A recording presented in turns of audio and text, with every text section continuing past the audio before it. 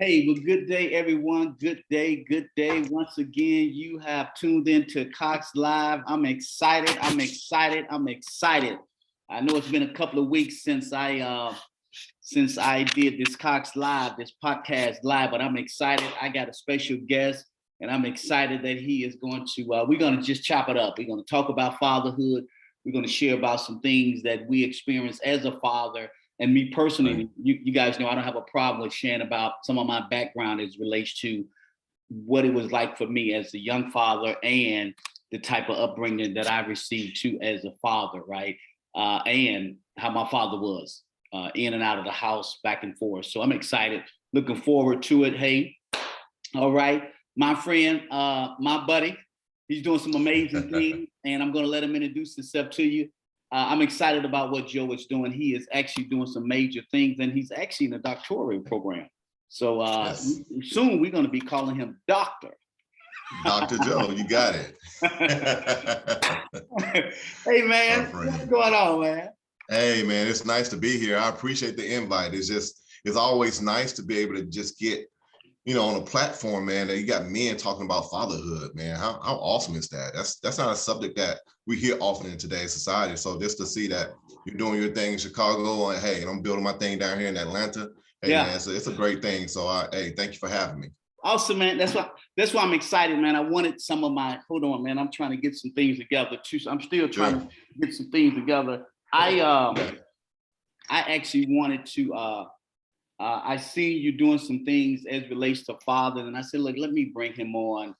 I started out with my sons, and I started out with my oldest son, and I said, one of my oldest son, and I said, look, let's talk about fatherhood. And a lot of times we as fathers, a lot of times we don't know if our children's got it, Right. right? And so me having some men, some young sons, some men who are fathers, I wanted to know, what do you know as it relates to fatherhood? Do you got it? Right. How was I as a father to you? And you can give me some of the bad and the good, because it's all good. You know what I'm saying? I'm healed in Right. areas to be able to say, hey, look, whatever you give me, it's all good. Sure. So I wanted to Sure. do that. My son Quan, Quan, it's your brother-in-law. Yeah. Good dude. Yeah, I'm Dude. excited about him, man. He's doing some amazing things with his kids. So I had to get him on and had to really talk to him about, son, let me know what was it like for you? I wasn't there in certain years, and there were certain things that you had to learn from other Right. men and other father figure. And so what was it like for you? And so I wanted to get some young men on and listen to them and hear what they know and hear what they don't know. Right. Well, all right. Well, first of all, let me introduce myself. My name is Joe Robertson, and I'm the CEO of Our Fatherless Foundation. Again, it's a foundation that was created to bridge the gap with fathers. So the father void. So our purpose and our mission is to end fatherlessness one family at a time. Given that initiative is huge within itself, we're trying to pull together resources and in this community, just like you, someone like you. Again, it's about it's not about competition, man. It's about bringing in like-minded individuals to try to figure out how can we end this thing. So I love the initiative that God's given me. I've been a father since age 17. Okay. So believe me, I do understand the the difficulties or the challenges that come with being a father. Again, like I said, I was a father at 17. Okay. My daughter was born when I was 18 years old, fresh out of high school. Gotcha. Beginning my freshman year of college. And it was just one of those things, Greg, that I was like, okay, well, hey, I wanted to be grown. All right. So grown people do what grown people do. That's right. Right. So I said, okay, well, I got to take care of my responsibility. Yeah. So also at the same time, my ex-fiance, she had already had a daughter. Okay. So she was almost 2 years old at that time. So of course, my mom taught me years ago, she was like, hey, in order to accept the mother, you got to accept the child as well. Absolutely. So yes, yeah. I took that to heart. So she became my daughter. So, a few months after turning 18, I'm welcoming the second, my first biological, but the second, child. So now it's like, oh man, hey, this thing is really real. Yeah. So what am I going to do? Yeah. Okay, well, what do men do? Men take responsibility for their actions. Yeah. So that's how it started, man. Yeah. Was it challenging for you, man? What was your life like, man, at that age? Was you on the streets? How was your father figure? Did you have a father figure? Was there someone in the community that gave you some insights of what to do? Like you just mentioned, at 17, 18 years old, I know for me, my first one, I think I had him, he was 15 or 16. And it was like, I had no clue. It was like, I don't know what to do.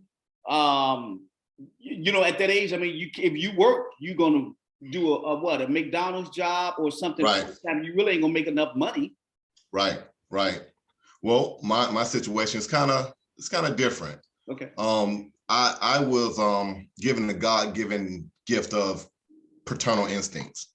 I've always been a dad, even to my big sister. All right, she will always say, "You think you somebody's daddy?" Because I'm always telling her what to do.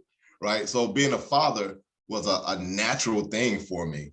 And to be honest with you, I didn't have a father figure that I could look up to. My dad wasn't in my life. Him and my mother, they had 2 kids, and he left for the military, and he had his own family. So that left us, so I grew up seeing the things that I did not want to emulate with my kids when it was time for me to become a father.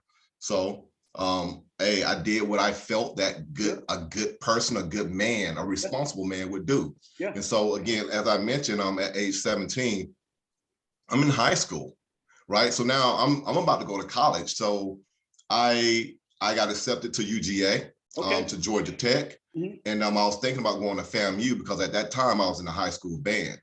So when I found out that my ex-fiance was pregnant, I had to make a decision. What am I going to do? Am I going to leave and just go to Florida or UGA?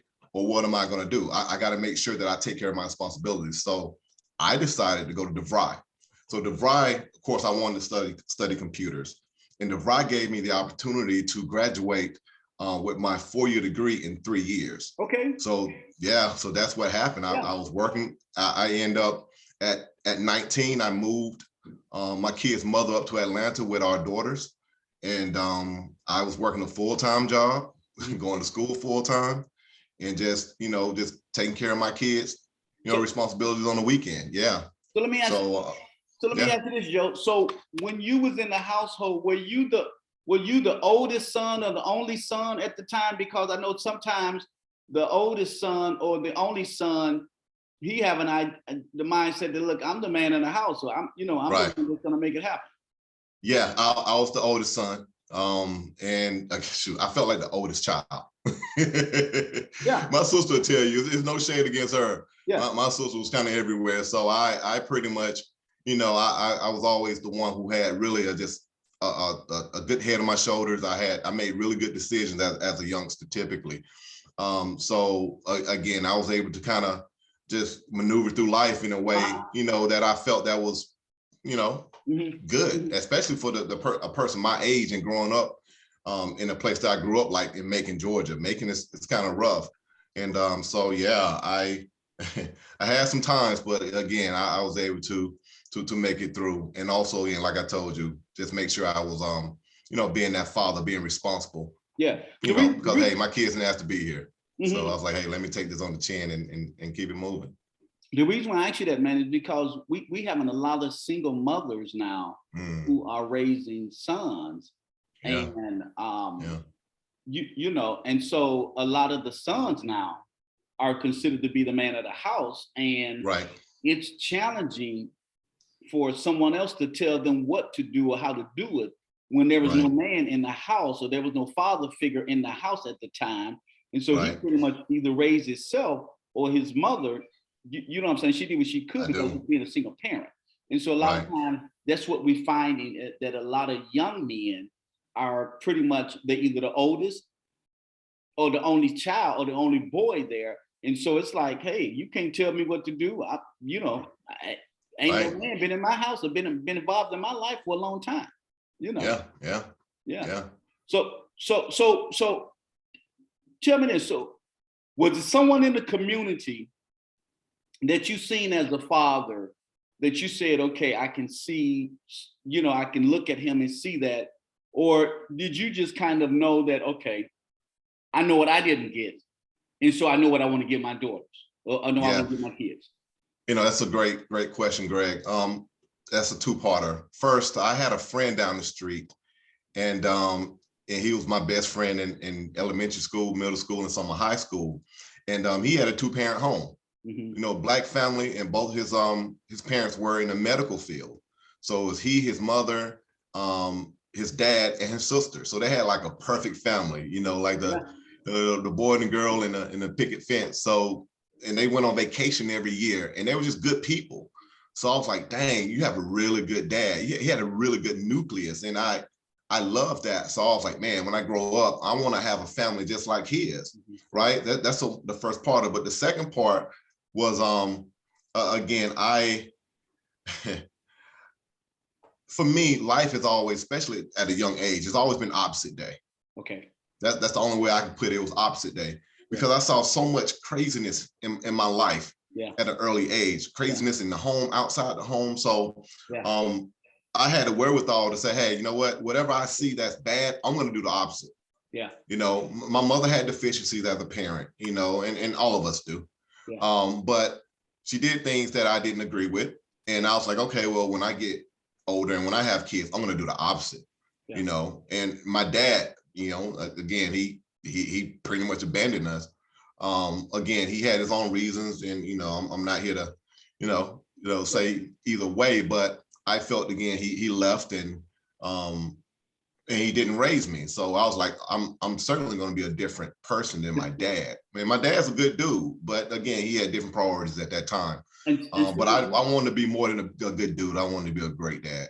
And see, with me, it was just the opposite. My dad was in and out of the house. He was in and out of the home, drinking and drugging, hanging out with his crowd, with his friends. And I did just the opposite of what you did. I became my father. In eras wasn't there, was out of the house, doing everything that I wanted to, and so I became just the opposite. So I'm listening at you here and saying that, hey, look, I lived, or I grew up saying, okay, I didn't want to be like that. I want to make sure that I'm there for my children. And I do too. My heart was good. I wanted to, but the streets was more like, okay, it was like, we having more fun over here, don't be bored, Right. So you call that, I've done a lot of studies on this, and it's a term that's called, again, it's father void.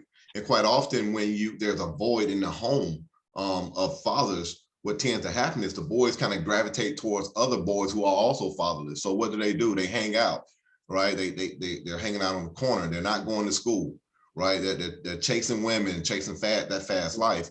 Again, they're looking for purpose, right? So they have a purpose void, and men, we are looking to be purposeful. So that's why you see, gang activity, increases around that time, because they're looking for a purpose. And I read a study that says, like, even kids in Al Qaeda, they specifically targeted guys or boys who did not have fathers, right? So they wanted to give them a purpose. So now they're not void of a purpose. Now their purpose is extreme Islam.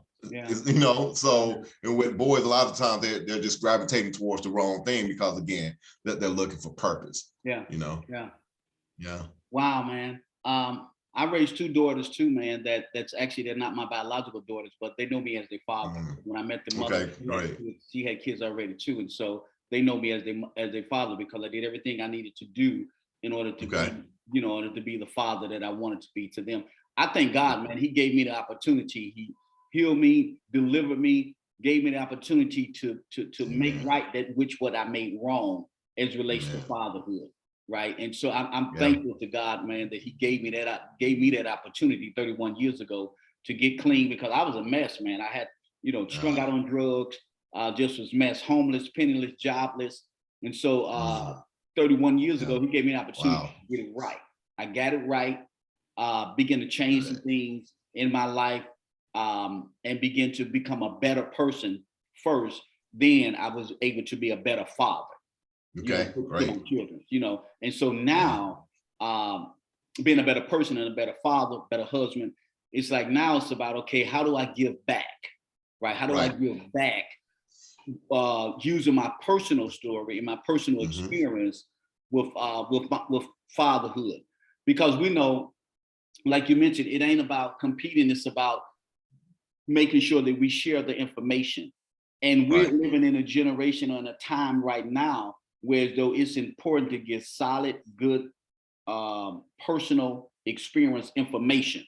Absolutely. Yeah, I agree wholeheartedly. And so in saying that, I'm taking it, your organization, your foundation came out of that. Talk to me about your decision to say, hey, look, I want to do some fatherhood work, and making sure that when we talk about fatherhood, that we coming to the table as well. Well, there's a saying that God doesn't call to qualify; he qualifies to call. It's good, right? So I felt that's what he did. That's what he did. But it's funny. I had already been set up for this long time ago, and I didn't even know it. While I'm telling my older sister, "Hey, you better stop. We're gonna get a whipping," and she's like, "You don't tell me what to do. You ain't my daddy, right?" It started all the way back then. I didn't know that this was going to occur. And again, just to give you a quick story behind that, I didn't want to have anything to do with a nonprofit.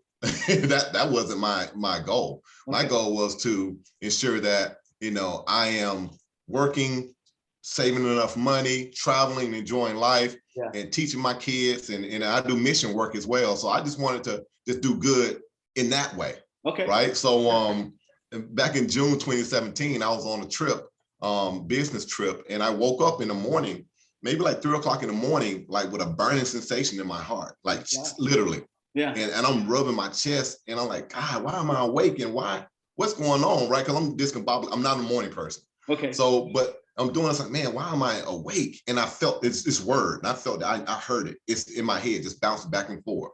Fatherless, fatherless, fatherless. I'm like, I've never heard of fatherless, right? Like, what is that? So, and I'm an IT guy. The first thing I do, I grab my laptop, right? So I pull up my laptop. I was like, okay, obviously this is what I've heard in the past when they say God burdens your heart. So I was really sensitive to the Holy Spirit. Okay. To be 100% with you. Okay. And I was sensitive to the Holy Spirit. So I said, okay. So I began, the first thing I do, I'm doing research on fatherless, right? So I know that, okay, I'm a good father. Mm-hmm. So apparently the Lord set me up for that moment because he wanted me to do more. Yeah. He wanted me to do something, right? Instead of just my 4 and no more type of situation. Yeah. He needed me to shine. Yeah. He needed me to use my testimony and to not only bless others, but man, to break generational curses. Yeah. So I was like, okay, all right. So I ended up, make a long story short, I was searching for a fatherless, and I was like, okay, I got to create a business. So I started bouncing around words. The fatherless, that was taken. The fatherless, men, and I was playing all around a lot of different terms. So I said, our fatherless. So I was like, okay, our fatherless. That's okay. Now I typed it in, it wasn't taken. So I was like, okay, that's going to be the name of my business, because I looked at it, I was like, okay, well, we're missing our father.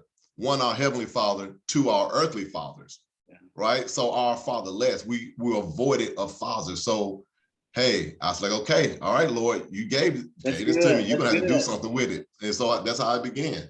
That's good, man. That's good.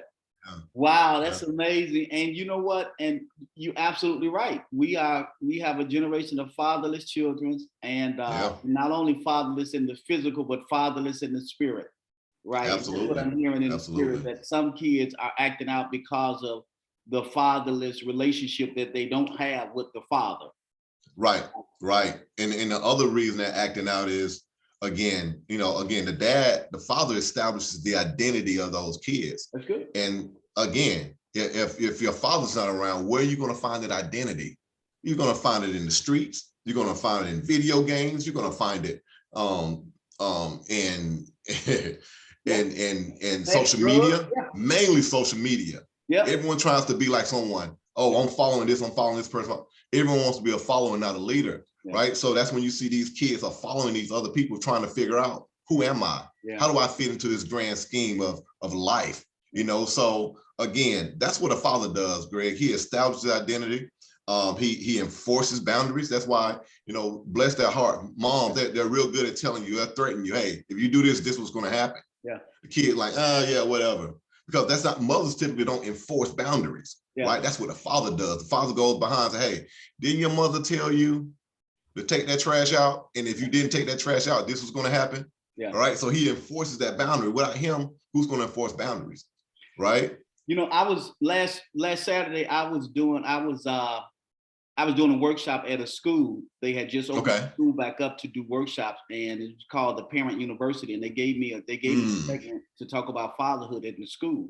And that's one of the things I talk about too, is that he's the one that's gonna enforce discipline, right? And out of that, it breeds a high self-esteem.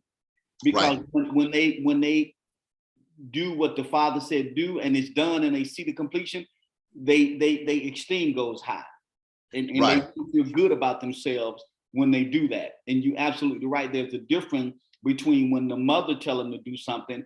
It's not as aggressive or as with authority, and it's not. And sometimes people can take it in the wrong way to make it think that it's abuse. But no, it's saying that, look, I'm teaching you how to be authoritative. Right. And not only that, but it says that's what's called delayed gratification.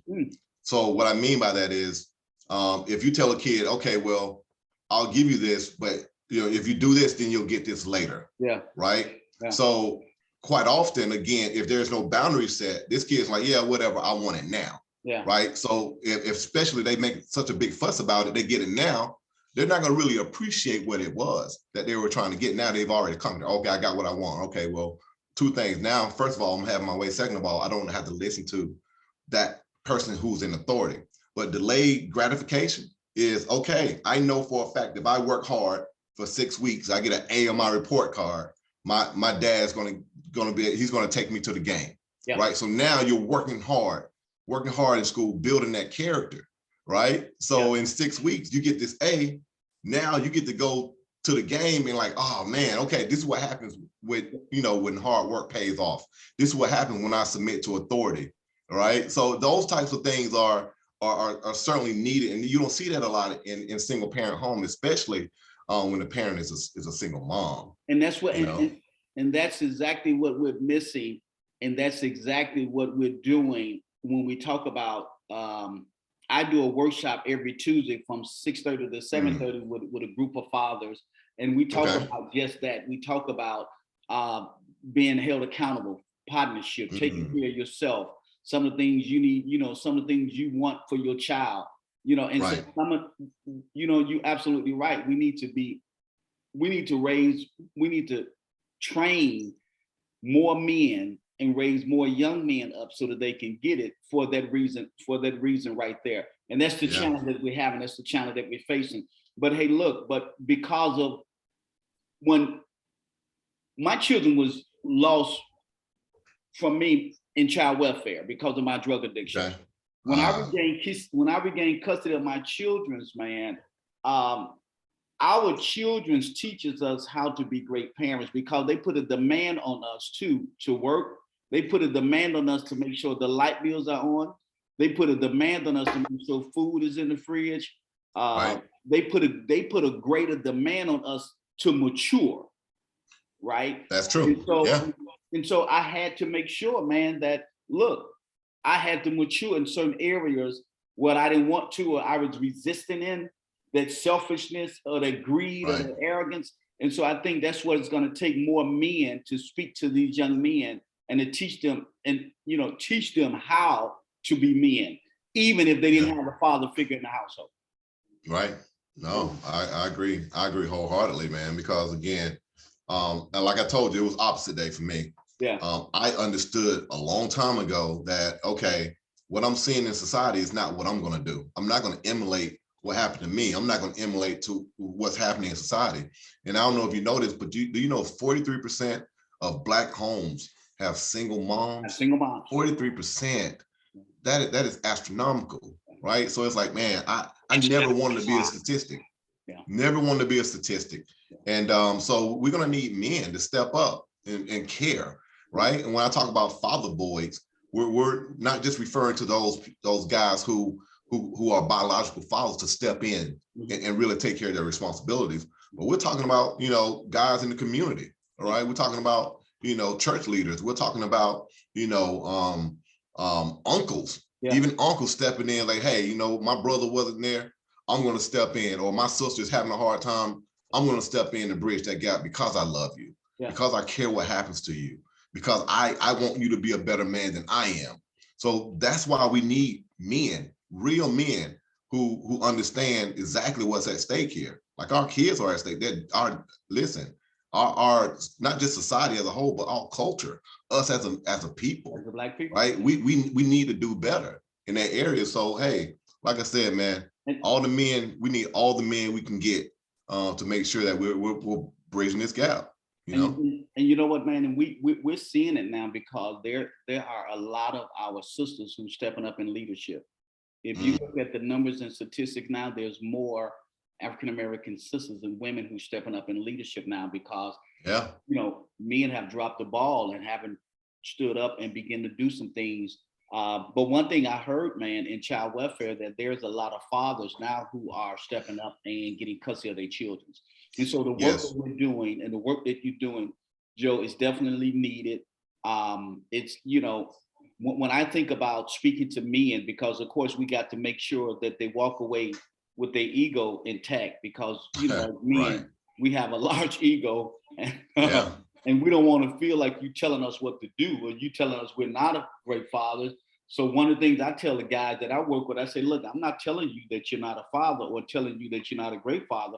I'm asking you to let me give you some of the tools and strategy that you can use in order to, you know, in order to fill your toolbox up. Right. You know, that's one of the things we have to begin to say to the men is that, hey, look, we all can use a little bit more, a little bit extra in our toolbox in order to be greater successful. Like you mentioned, when it comes down to combined in two families, what do that look like? What do it look like raising daughters? Right.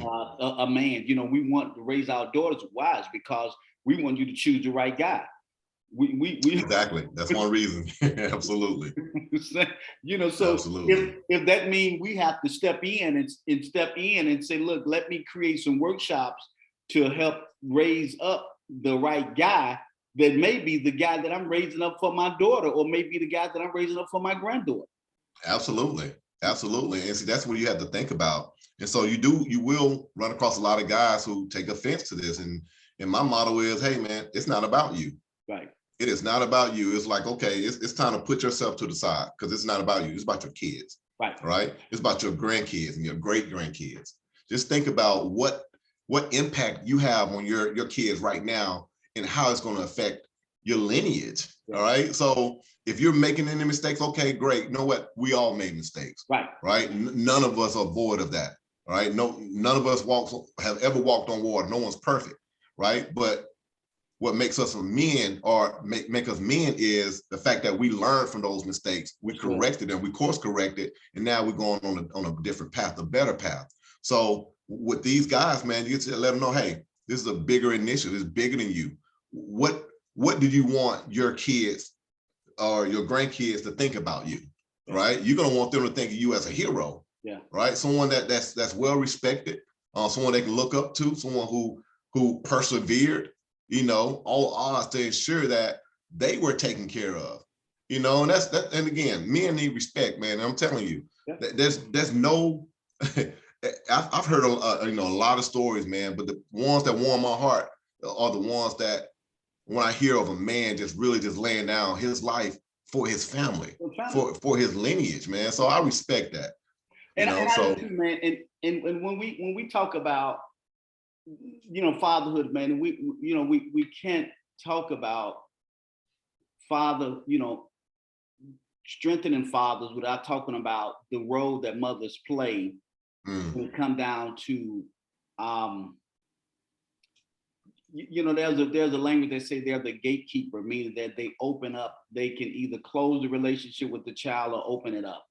And so one of the things I teach the guys is that, hey, look, we're not bashing women at all, because as a matter of fact, I think it's healthier when they work together as a team, right? In Right. order for the child to get the benefits of both parents, Both sides, whether they absolutely. together or not. Right. Right. And so it's important for us to, for me, I know in my workshops with the fathers, right, I let them know it's important to have a healthy relationship with the mother. Why? It's because it's not about you or her. You just said that. It's about making sure that the children's getting what they need so that they can develop and have a greater self-esteem and self-worth and self-value, right? Because like you said, it comes from us. They self-value, they self-esteem, their self-worth.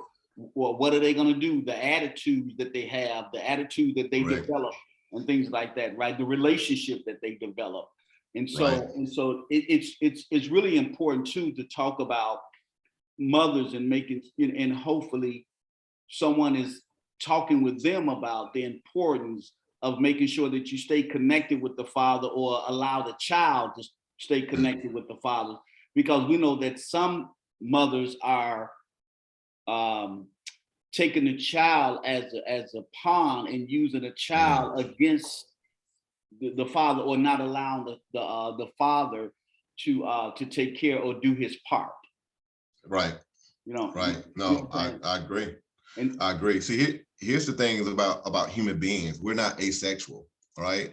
It takes two to make a child. Yeah. So that man has equal rights to that child. Yeah. Now, again, society allows the mother, and I understand why, to really just take lead on this. But I would tell men, hey, you have equal rights. What are you doing? They can say, oh, well, she's keeping me from my kid, or I can't see the kid, I can't call him, or if I don't give her money, she's not gonna let me see my kid. See, again, it goes back to, again, it's not about you. That same message for the women as well, because you're ruining your child. Right. You're ruining your child by holding him or her away from their father. So what I tell fathers is this, hey, you need to go to court, right? And so that's one of the programs that we're gonna have for our fatherless. We're gonna have legal consultative services. And what that entails is, once we have enough donations, we'll have a pot there for those guys who want to go to court, but they're intimidated by the legal process. Mm-hmm. So they may need help filling out those that huge document packet. It's like this thick, right? That parenting plan. So they may need help with that, or they may just need representation in court next to them because they're intimidated by that whole process. So we're going to have funds that are available for lawyers to either help with the paperwork, or actually accompany the guys to court, so they can get what they want to get, which is partial custody, or really they want to have a say so in their kids' lives. Right. And like I said, they have equal rights to that kid. Right. And you're absolutely right, and that's exactly what we need to continue to educate them. And of course, sometimes dads don't want to get involved because they may be involved in another system, right? That they say, look, I really don't want to do another system. But what happens is that when the mother throw the dad out, chances are she's throwing away his mother, his father, his sister, his brother. And so throwing out a whole list of support resources for the family. The paternal support, absolutely. Right. And so that's why it's important that I educate the men that it's important. And I know some sisters who's doing some work with women, and just kind of educating them about the importance of letting him see the kid, letting him be involved in the life of the kid, because it benefits everyone. And so when you need to take a break from the family or from the kid, then you have someone that can keep the kids, babysit the kid. But when you throw away the father and everyone connected to him, you're throwing away some valuable resources. Yeah. I agree. Yeah. And so it's important for us to not only educate the men, but educate women in terms of, look, these are some things you need to consider when you don't want him involved in the life of his child. Yeah. Because of what you guys went through, what are the challenges that you guys was facing. Hey, that don't have nothing to do with the kid. Yeah, no, I agree, Greg. And see, for me, that's why it's important to throw out stats. Yeah. Right. We talk about what happens when a child grows up without their dad. We're talking about 4 times the likelihood of them being in poverty. We talk about high school dropout rates. We talk about teen pregnancy. We talk about suicides. We talk about all these things, right? Because again, we live in society right now. It's about now. Yeah. Right. Let's just think about now. They're not thinking about tomorrow, next week, next month, next year, 5 years, 10 years down the line, right? So if they had the ability to forecast, right? It's like, okay, well, what's happening right now? My feelings, how important are they? Like, are they important enough to keep my child away from their dad because he made me mad, he left me, or he went somewhere else? Because I hear this a lot too. Oh, well, you know, I'm going to take child support out of him because he's with someone with another family and he's not going to see his kid. I'm like, yeah, that's not the way of handling the situation. Right. So if you're thinking about your kid and their well-being, right, you think about their emotional state, you think about their mental state, right, and the fact that there's an imbalance there without that dad. Again, it's not about you. So you put that child before you, I guarantee you, there will be a lot of changes and a lot of different decisions that are made. You know, and that's what we're doing, and that's why we need programs, foundations like yours, the work that I do, the work that we're doing with Father. That's why it's needed, and it's needed, you know, as we begin to raise up younger fathers or begin to speak life into them or begin to speak into them, so that they can have an idea of what's going on. So so talk to me about the retreat. You guys are putting together a father-son retreat. Is that still on? Are you still considering it? Are you in conversation with it? Oh, no, that's happening this Saturday. Okay.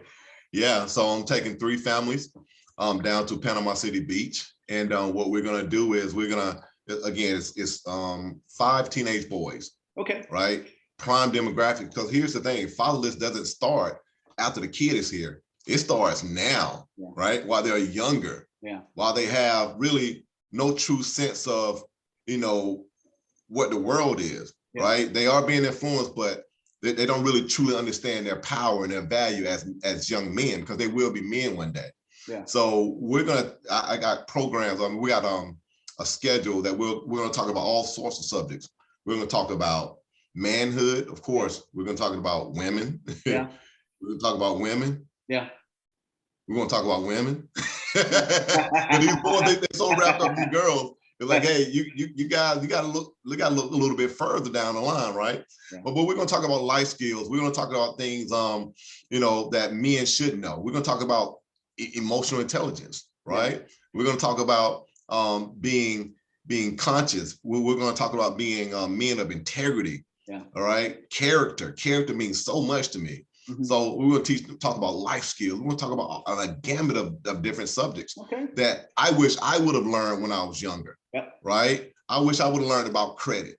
You know, I wish I would have learned about women. I wish I would have learned about financial literacy. You know, so we're gonna discuss all of that this upcoming weekend. I'm extremely excited. We're gonna have a ball. It's gonna be a good time, man. And this is the first one. That is good, man. I didn't my church, man, we was doing men's retreat every quarter. So every 3 months we would go away from a Friday to a Sunday and just have that man alone time. And so that's major, man, to get away. And I remember going to my first retreat, man, where we had the bonfire, we sat down, we talked about fatherhood, we talked about manhood, and I released so much resentment and bitterness at my dad and my older brother, because I felt like they left me with the ball. And so, and I went to that retreat, and it was such a relief, man. And it really helped me to be the man that I am today. And so retreats are definitely needed, and they are valuable when it comes down to relationships and with men. And then now you're saying even with fathers, maybe at some point the father will come with the son, activities and things like that. Right. Again, this is the first annual. We have one father that's coming along. So hopefully next year is something a lot bigger. Maybe we can get maybe like 5 or 6 more families to go down. But I do want to make it an annual event because it's not just about the boys, men. Iron sharpens iron. That's really the theme of this trip, iron sharpening iron. So it's a lot of things that the guys can talk about, because again, men really don't have a platform quite often to really just just speak about what they're going through. Yeah. Right. And so that's also one of the things. I'm a leader in my church. I'm in the men's ministry. Okay. So I'm one of the leaders. So one of the things we do, we sit down and it's just a bunch of men and we're just talking about life. Yeah. Right. So again, that's going to be a great opportunity for me to be able to minister to, the adult, the guy that's coming with us. But also, again, just prepare myself for the next year. Yeah. So when we have a bunch more father and son combinations, and just to be able to just speak life to them and just really just help them through some things they may be going through in life. Awesome, man. I'm excited, man. I'm excited about the work that you're doing. We're going to continue to stay connected, Bill, so that we can just kind of talk with each other and give some insight and some inputs of what we're doing. And I just believe I believe that's going to be something that's definitely going to grow. Because when you talk about getting away and men getting away, that's needed. And then even to pour into the sons, whatever ages they are, that's important. Right. And it's a challenge with men's ministry, but it's needed. Men need to learn how to take themselves away from the challenges of life, because we have so many demand on, especially Black men. We have so many demand on us right now. And we need to be able to get away. I've been in long-term recovery for 31 years this month. And so I've learned to sit in groups and men groups. I got some men that I've been around for 31 years, and we've been talking about manhood, fatherhood, finances, marriage, so there's a difference. You got manhood, fatherhood, and then you got marriagehood, marriage. And so that, it's, you have to grow up personally. Then, then there's stages of manhood. There's stages that we cross over to. When you get in your 40s, you're not the same person that you were in your 30s. Then when you get in your 50s, you're not the same person that you was in your 40s. And so all of that have to be looked at and so that you can see, okay, what are you bringing to the table? Now, you're doing some things different. So I'm excited for you, man. You're doing some great things. Looking forward to do some work with you and come together and do some major things together as it relates to fathers, young fathers, begin to help agencies, put together fatherhood programs, being able to acknowledge fathers' participation. That's one of the things I mentioned to the school the other day, is that I walked in there, I didn't see any picture of flyer or plugger or anything that said fatherhood. But men come to the school, they drop the kid off or they pick the kid up. And so that needs to be acknowledged. I agree. He needs to be acknowledged. To any little small thing he do, we need to acknowledge that. And then we need to bring him in and let him know that, look, we noticed that you come pick up your kid every Tuesday, every Wednesday. That's major. Would you like to attend our Father's Donut Day, Father's Dad Donut Day? Anything that's going to include him. Yeah, absolutely. Because you think about it, you have little boys going to that school, right? So that gives them something to aspire to be when they get older. Like, man, I want to be a good dad. I want to be a dad that participates in the school, the dad that goes on the field trips, the chaperone and things of that nature. Hey, I may even want to be a teacher. Right. In the school system. Who knows? Well, like you said, hey, there's not a whole lot of events out there. There's not really a whole lot of press on fatherhood. And it's lacking. Hey, because listen, you even think about when Mother's Day come around, right? You see everything advertising Mother's Day. Right. You go into the store, you got 2 walls full of Mother's Day card. Father's Day, we're in the corner. Right. They have one little block for Father's Day stuff, right? Because fathers not really celebrated like that. And so that's what we're trying to do, man. We're trying to celebrate fathers, real guys, man, because we sacrifice just like the moms do. Awesome, man. Awesome. That's exciting, man. That's exciting. Yeah. Look, I don't want to keep you long, man. I know that you are doing some major things. We are going to get together, man, and just kind of work together and meet again. I'm going to do another part of this, and we're going to talk about some other things. I just needed to start getting some other men together and have the conversation. I first wanted to start it off with my sons. And so now I'm going to open it up and I'll let you know moving forward, I'll make sure that you have the link and information so that more men can join. I just didn't open it up right away because number one, I wanted, and I'm still missing my 3 sons that I did interview. And so I wanted to interview my sons first, but they've been kind of busy and doing some things. And so I said, okay, let me begin to start bringing in other men who's doing some fatherhood work and other men that I know who's fathers and are doing some great work. So I'm excited, man. Thank you for taking out your time and joining Cox Live, talking about fatherhood, the fatherless, the fight to be able to make sure that fathers come to the table. They being recognized as great fathers, and even if they're not yet, encourage them and inspire them to be great fathers. Absolutely. So in closing, man, give us some words of in closing in terms of what you're doing, what you see now.